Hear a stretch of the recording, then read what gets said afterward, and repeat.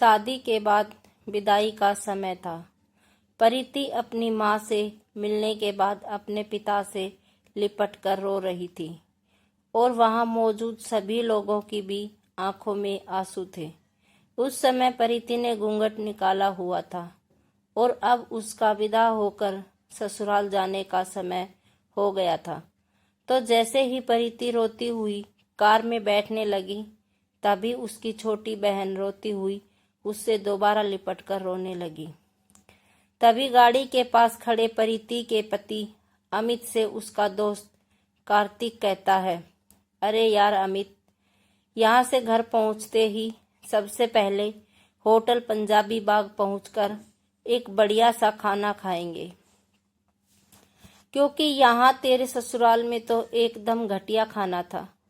ऐसा खाना तो हमारे यहाँ कुत्तों को भी नहीं खिलाते।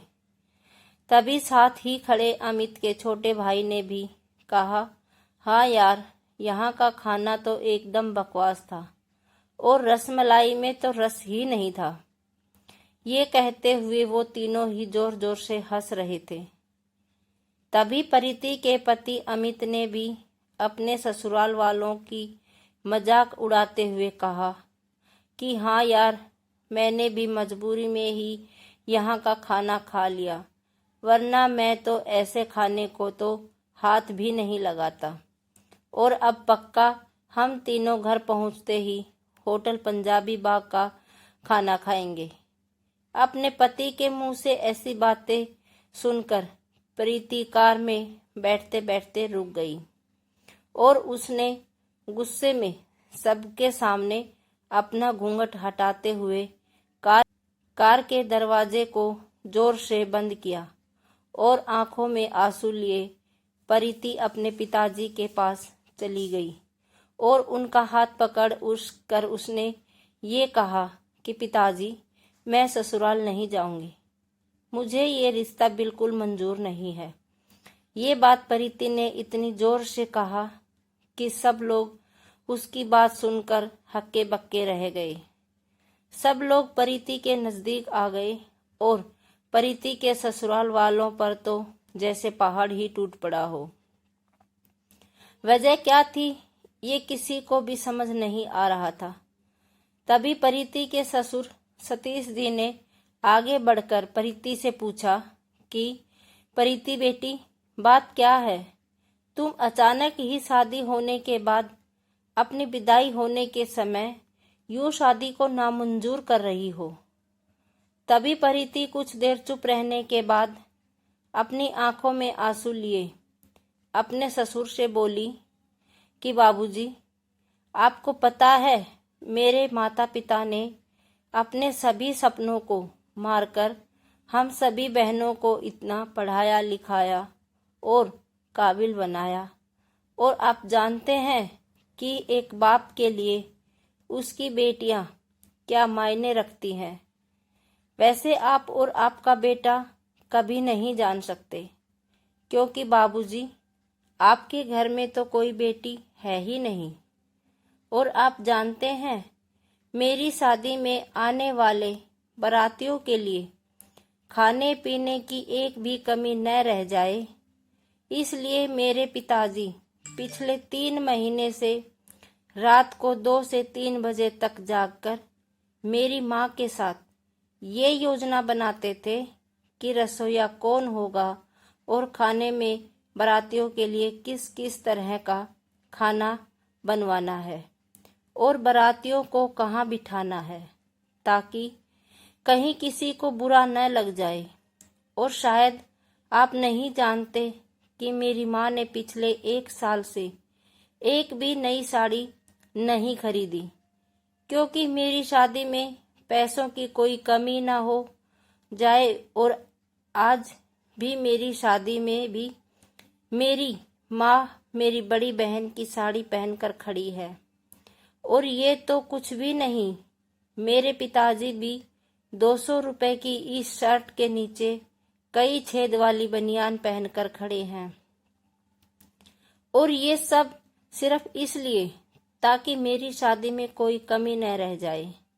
लेकिन इतनी मेहनत करने के बावजूद भी आज इस शादी में आपके बेटे को रोटियां ठंडी लगी, उसके दोस्त को पनीर बकवास लगा और मेरे देवर जी को रसमलाई में तो रस ही नहीं मिला।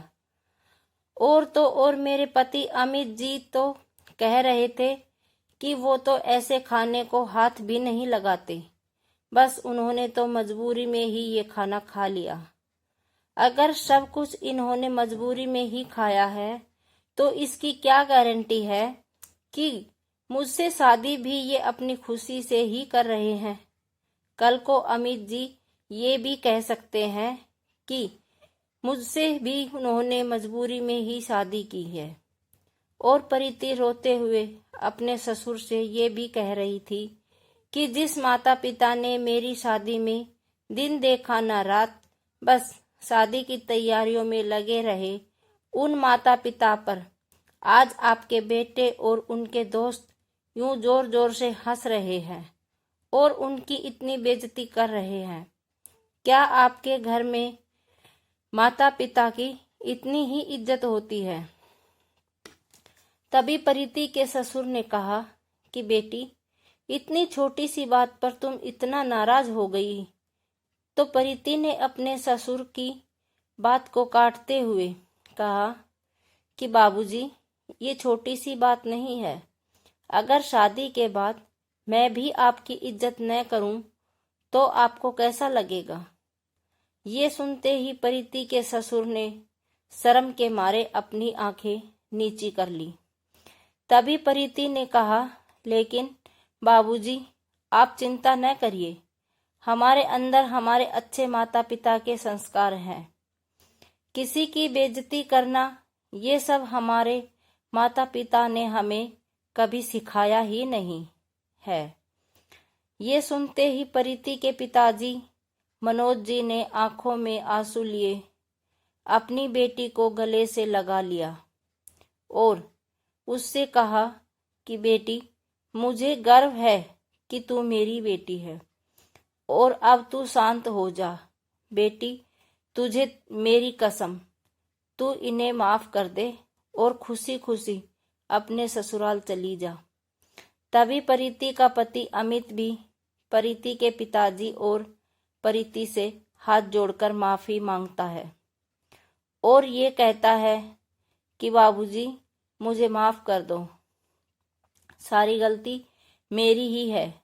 लेकिन आज आपकी बेटी ने मुझे एक पिता की इज्जत करना सिखा दिया और आज के बाद मैं हर किसी के माता पिता हमेशा इज्जत करूंगा।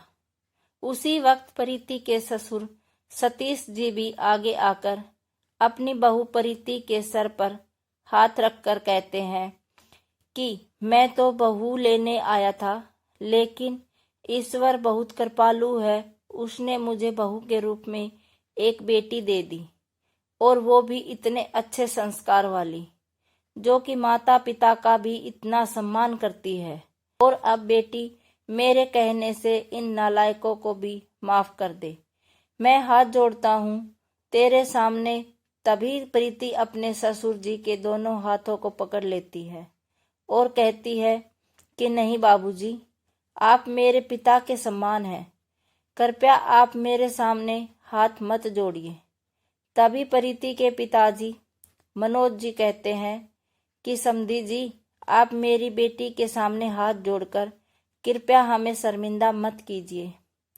मेरी तो आपसे बस इतनी ही प्रार्थना है कि हमेशा आप मेरी बेटी को अपनी ही बेटी समझना और इससे कभी कोई गलती हो जाए तो इसे माफ कर देना। तो सतीश जी अपने समधी मनोज का हौसला बढ़ाते हुए कहा कि आप बिल्कुल चिंता मत करिए, बल्कि अब तो प्रीति बेटी ही हमारे घर को संभालेगी और अब ये ही हमारे घर की लक्ष्मी है। ये सुनकर प्रीति के पिताजी बहुत खुश हो जाते हैं और अपनी बेटी को खुशी खुशी विदा कर देते हैं और प्रीति अब राजी खुशी अपने ससुराल रवाना हो गई थी और अपने पीछे छोड़ गई थी आंसुओं से भीगी हुई अपनी माँ और पिताजी की आंखें, और अपने पिता का वह आंगन जिस आंगन में कल तक वह खूब हंसती खेलती थी।